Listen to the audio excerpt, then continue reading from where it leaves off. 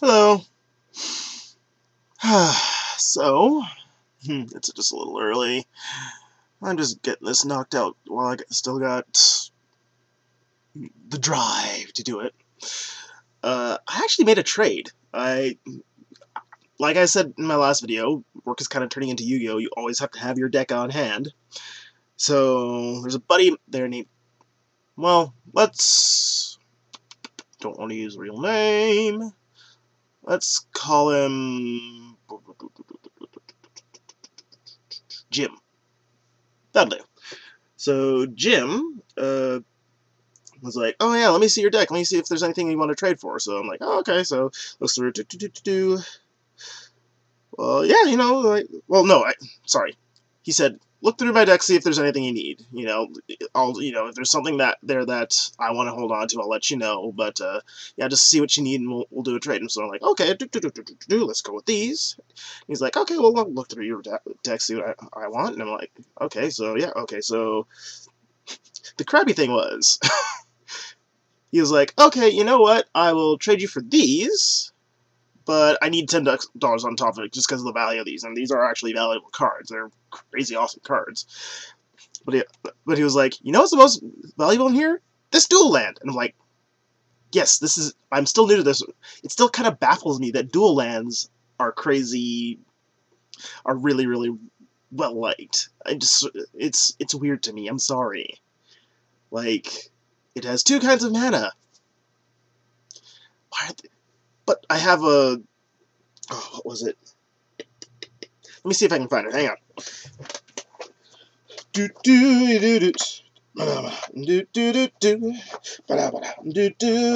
I'll link it. Forget it. It's like a wrecked swamp, something like that. It's a blue-black. It's worth $10. I'm just sort of like, what? How the heck? Dual lands make no sense to me. Anyways, here are the cards I actually traded for. I can't remember the cards that I traded out, but I can live with that without having them. So here's what we got. So, first one is Exquisite Blood. It's an enchantment for 4 and a black. Whenever an opponent loses life, you gain that much life. Oh yeah, that could be good. And there's Mortician Beetle. Oh, and there were 2 of the Exquisite Blood, and I got 2 of the Mortician Beetles, so these are probably going to be going in a couple of decks. Mortician Beetle is brilliant. It's a 1/1 for a black, but whenever your player sacrifices a creature, you put a 1/1 counter on Mortician Beetle. So every time something dies, he gets stronger. I love it! Alright. So here's one that's just on its own. Oh, yeah. Cackling Counterpart. Who doesn't love copy spells? It's a 1 for 2. It's 1 and 2 blue. It's an instant. You put a token onto the battlefield that's a copy of the target creature you control. And it's got you can do a flashback for 5 and 2 blue. So you cast this card from your graveyard for its flashback cost, then exile it. So yeah. Who doesn't love copying cards? Just one of those, but yeah, that's good. Next.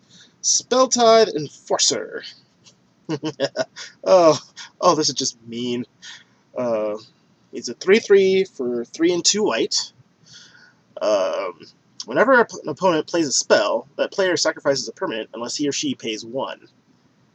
So you're either spending mana or you're getting rid of permanents.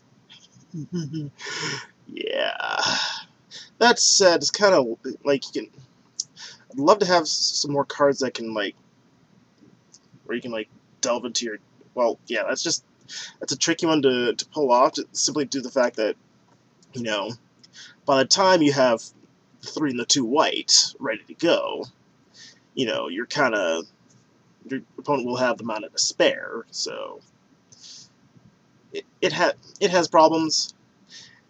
I probably play that with white-green, because I know there's a card that you can use that you can basically pay, like, it's like, oh yeah, just play this card, no cost. I need to find a card like that, because that'll really, that'll make that deadly early game. It's just awful. And then two Goblin Chieftains, who have haste, and other Goblin creatures you control get 1/1 and have haste. Yeah, baby. I need so bad to get more goblins. I want a full-on goblin deck. Anyways, that's it. That's all I traded for. You let me know if that was worth $10 and a few cards. So, yeah. Bye.